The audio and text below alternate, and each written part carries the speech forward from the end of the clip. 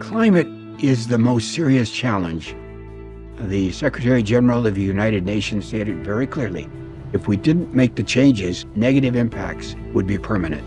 The most important way to fight climate change is to convert transportation from petroleum-based to electrically powered, and have the electricity created by the sun and wind and other sustainable devices.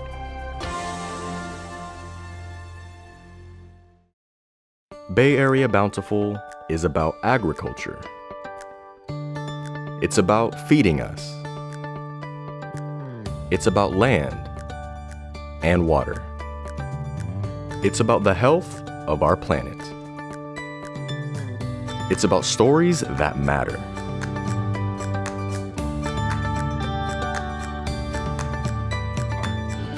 Bay Area Bountiful. Cultivate, celebrate, connect. Bay Area Bountiful is made possible in part by Rocky the free-range chicken and Rosie the original organic chicken. The Sonoma County Agricultural Preservation and Open Space District, Made Local Magazine and Sonoma County Go Local, and through the generous support of Sonoma Water.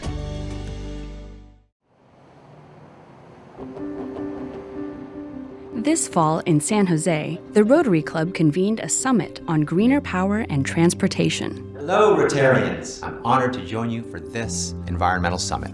Allow me to give a big thank you to Rotary International Foundation for making combating climate change a priority. Our strong climate policies are not job killers, they are job creators. Longtime public transportation advocate Rod Diradon, Sr., led the proceedings. And now let's get into a final stretch run.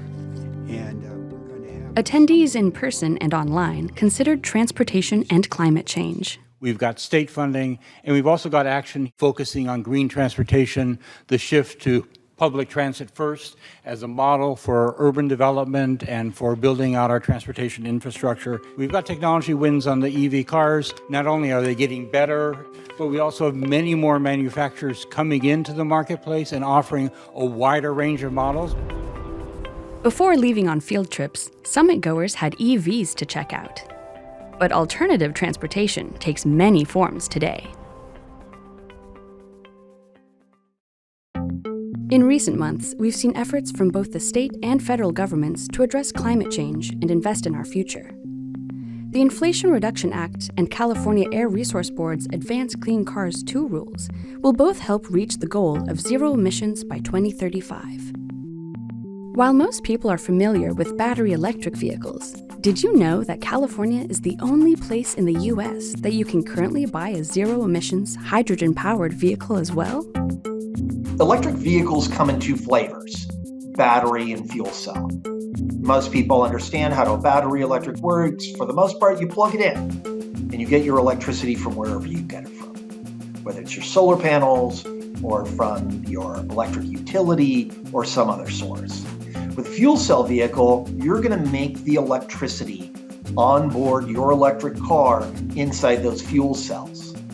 So you will go to a gas station that has a hydrogen pump. Right now, we have more than 50 that are open across California and more are coming.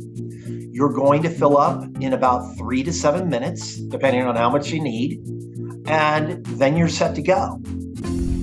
Passenger cars aren't the only ones running on hydrogen, though. Hi, my name's Joe Calloway. I'm the Director of Capital Projects with AC Transit.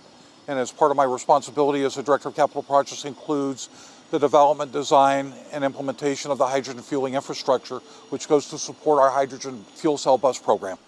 So the reason we're here today at our Emeryville facility is that this is one of our 2 hydrogen refueling facilities within AC Transit's operating districts.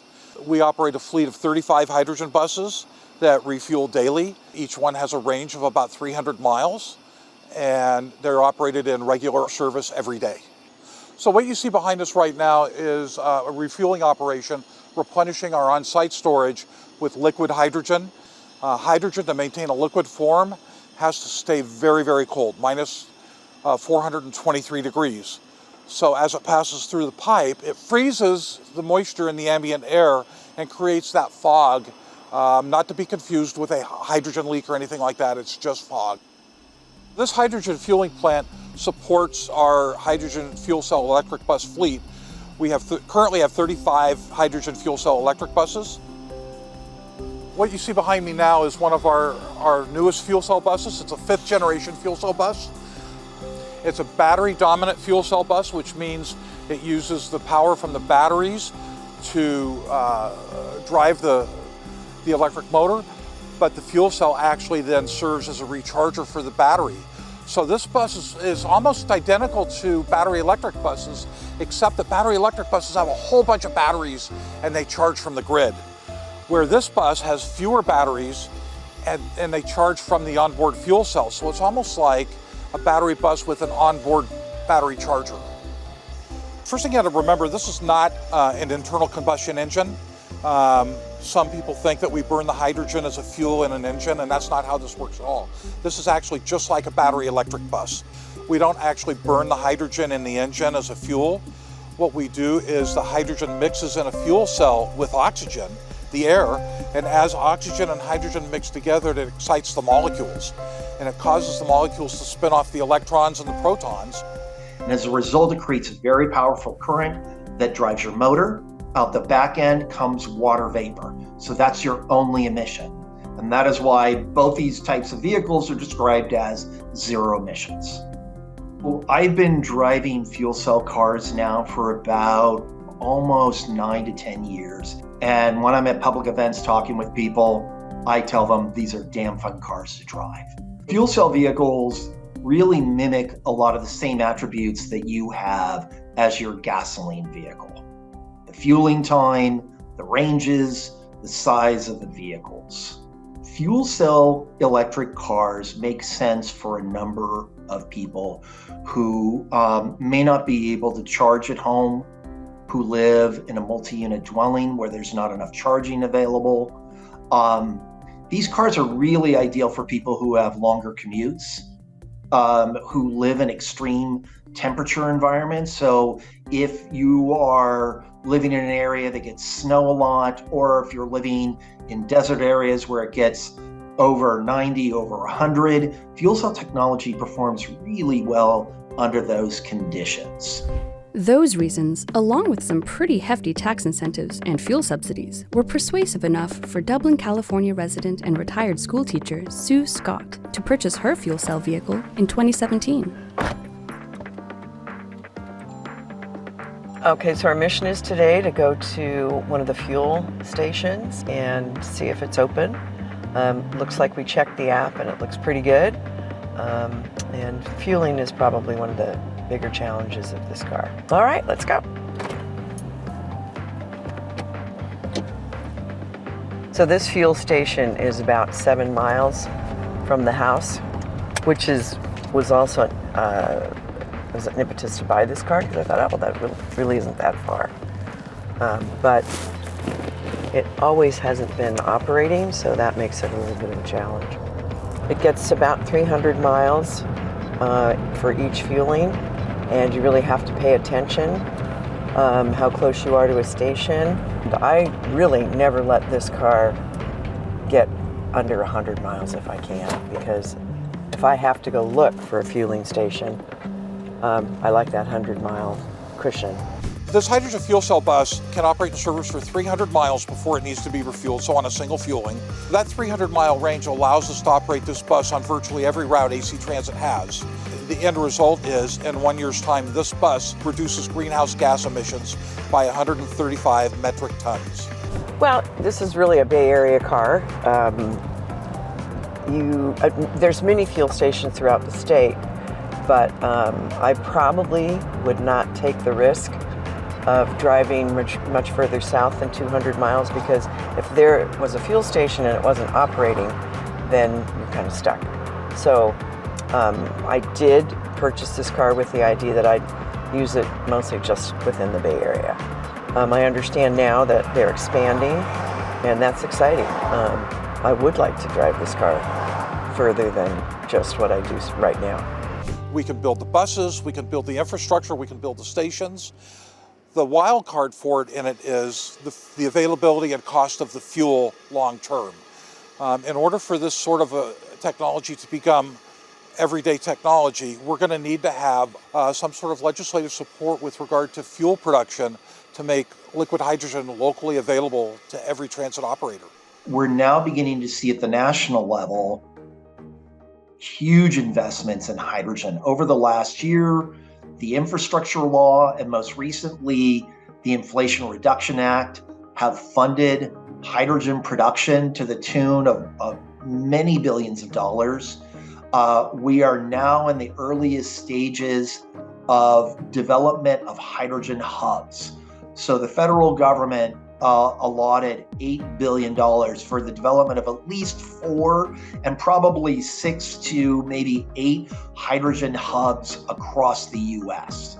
So there's a lot of work going on, a lot of actually groundwork that's already been laid for producing low-cost renewable hydrogen. In fact, the US Department of Energy has set a goal of $1 per kilogram by the end of the decade. So it's really an exciting time. Some of the things that would make this car more appealing would probably be the cost of the car itself and also the reliability of the fueling stations and the cost of the fuel. I understand that those are being addressed, and I believe a lot more people would be interested in a fuel cell car if that were the case. With the massive federal-level investments, the availability and cost of hydrogen fuel will continue to go down. And while the cars and buses are zero emissions, the largest source of hydrogen fuel is still coming from natural gas-powered plants. So, to truly reach a zero-emissions future, the technology to acquire hydrogen must also continue to improve as well.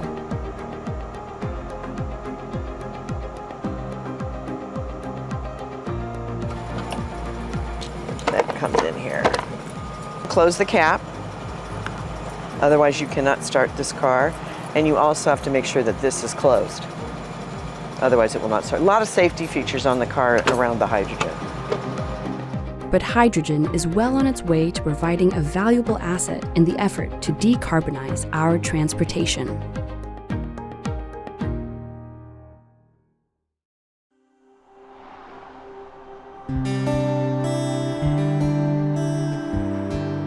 Green travel does not have to be high-tech.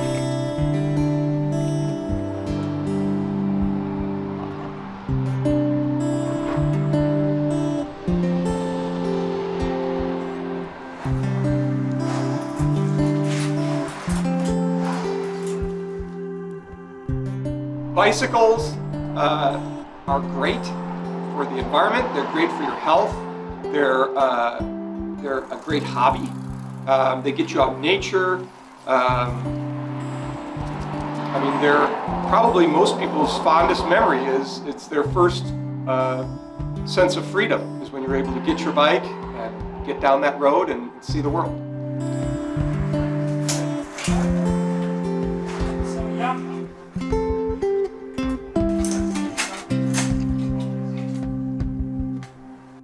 Recycle the community bikes for the community. So they give us the bikes donated. We don't buy anything, we don't trade or anything. We take the donated bikes, we fix them up, sell them back to the community for a fraction of the new price. And we also donate bikes. So like community group homes, Christian services, department rehab, anybody with a letterhead with a name on it saying I need a bike to live, gets a bike. So there's a real connection to the history of bikes in the area. Schwinn history, mountain bike history, recumbent history. So if you need information about any of those things, you can come in and talk to one of our people who have background in that, and we'll walk you through the local history. The bike is one of the most beautiful and everlasting invention for human beings. I think you use a bike for everything. You don't have to use fossil fuels. They're fairly easy to fix. They've been around a long time. They're not complicated. They can be, but they're for everybody, pretty much. You know, as long as you got some legs and a hand, you know, there's 3 wheels too if you don't have good balance. And a small community like Santa Rosa, where everything's flat and nothing's far, it'll save you gas. It'll make you feel better. right? You get out, you smell the air, you get the B vitamins, you get D's, you get everything.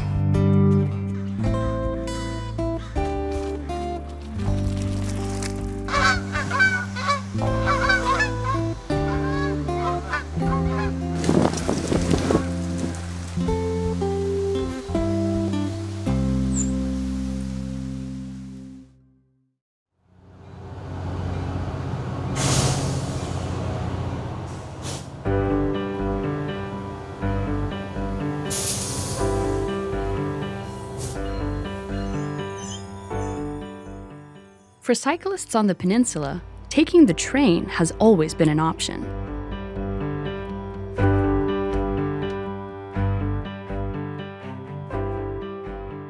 For over 150 years, passengers have ridden along the Peninsula Rail Corridor, a route that has changed very little in all that time. But one big change is happening now: electrification of the line. Caltrain is a century-old commuter railway here on the peninsula, originally run by Southern Pacific. And when SP wanted to get out of the commuter rail service, a small group of visionaries, led by Ron Darradon and others, came together to save commuter railway here. On a field trip for the Rotary Green Summit, lifelong transportation activist Rod Darradon brings colleagues for a tour of the San Jose Transit Hub named in his honor to get an update on Caltrain modernization.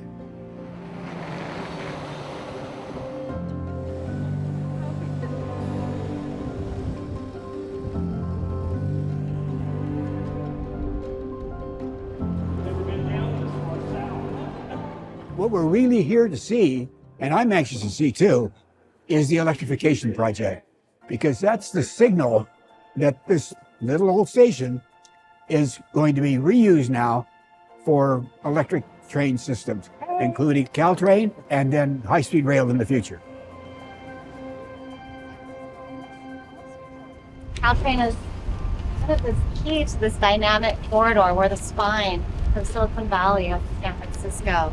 We recently had a tour at Darradon Station in San Jose, where already electrification infrastructure has been erected.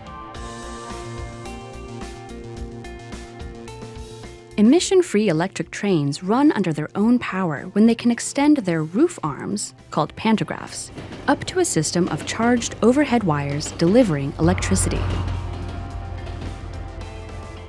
The Caltrain electrification is the first electrification of a train system on the West Coast. Now, the rest of the world is almost totally electric, and they're way ahead of us in fighting climate change. We need to showcase the fact that you can electrify a whole mode of transportation, and carrying 100,000 people, it's projected to carry between 100 and 200,000 people, riders a day, instead of in cars, in an electrically powered, very fast and safe transit system. And that's what we're trying to do. The installation of overhead lines is complete at Caltrain's southern end, but continues north towards San Francisco. 5 years into construction, most work goes on while existing diesel passenger trains use the very same tracks below.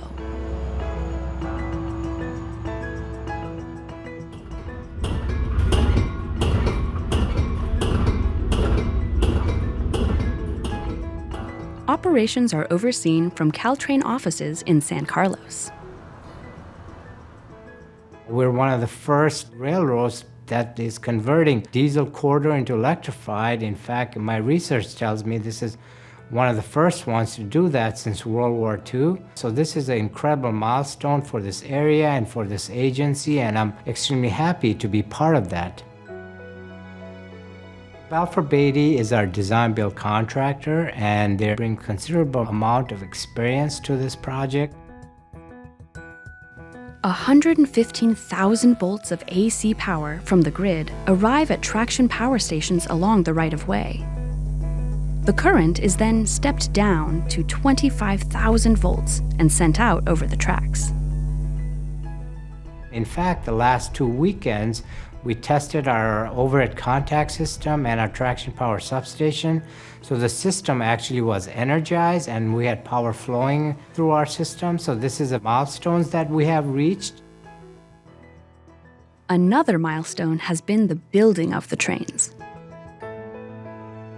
The train is being designed and built by Stadler, world-renowned manufacturer of vehicles. They actually opened up a manufacturing facility in Salt Lake City, Utah, and they have hired a considerable amount of local talent. When assembled, the EMUs, electrical multiple units, are sent for testing on an energized route.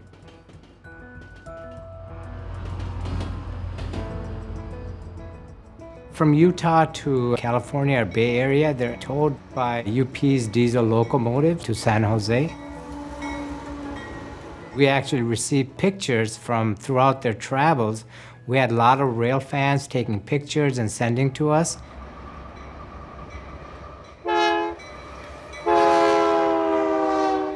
Yeah, Caltrain's very lucky to have such a dedicated group of rail fans, not just locally, but across the country.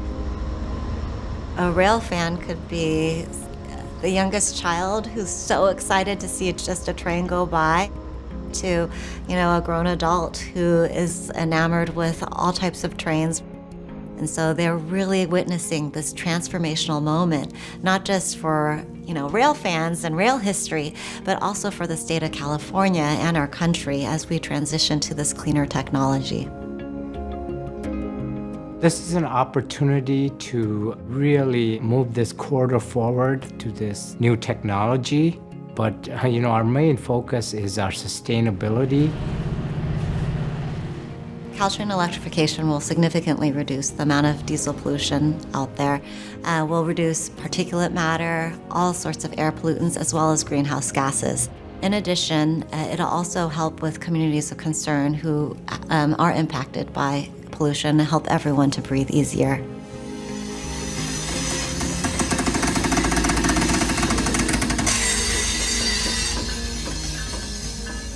Once delivered, the new train sets are pushed or pulled through painstaking clearance tests on their new home rails.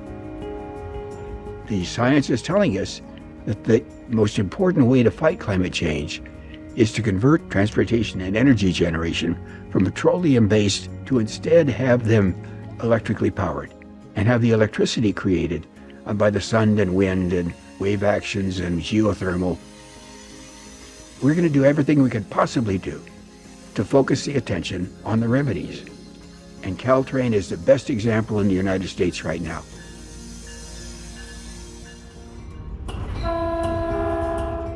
Caltrain electrification has been a 7-year project, and we have 2 more years to go. It'll be fully electrified by 2024, which is very exciting.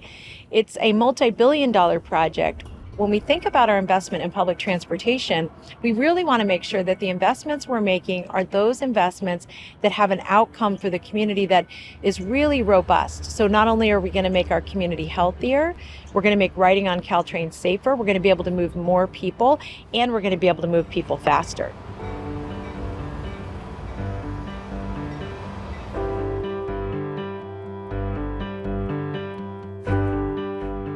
Caltrain's been doing a lot of exciting events recently.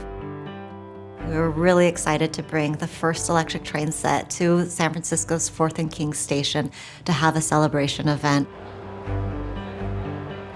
I am very pleased to welcome you to the Caltrain San Francisco terminal to mark the receipt of our first set of train cars for our new electrified railroad. This project created 30,000 jobs across this country and 10,000 jobs alone to build these trains. Many of you know, transportation sector accounts for roughly half of the state's greenhouse gas emissions. Caltrain can continue to become that backbone that literally takes millions upon millions of vehicle miles off the road every year.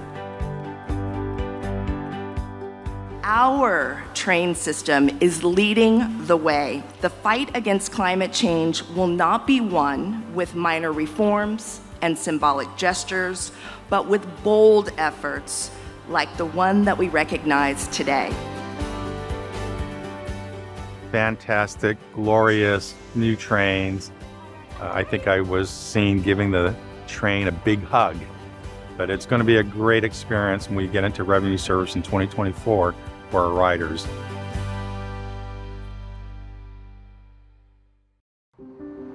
Thank you, Rotary International, for all you're doing to make our world a better place. Our children are going to come to us and they're going to say, when you had a chance to reduce the impact of climate change on the future, did you do everything you could possibly do?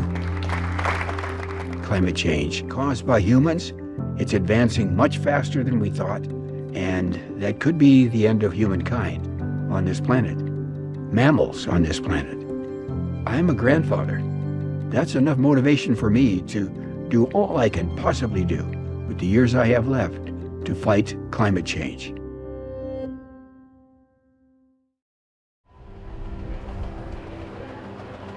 Caltrans and Caltrain, for their similar names, occasionally get confused, but that's a compliment for us. And in fact, there was actually a little brief moment of time between Lincoln and Obama when we were the custodian of this railroad, but look at what Caltrain has done. This is incredible. What an amazing day. Caltrain's director, Tony Tavares, said, who's the next person who can go who really needs to come home with model train swag? And he wasn't talking about my kids.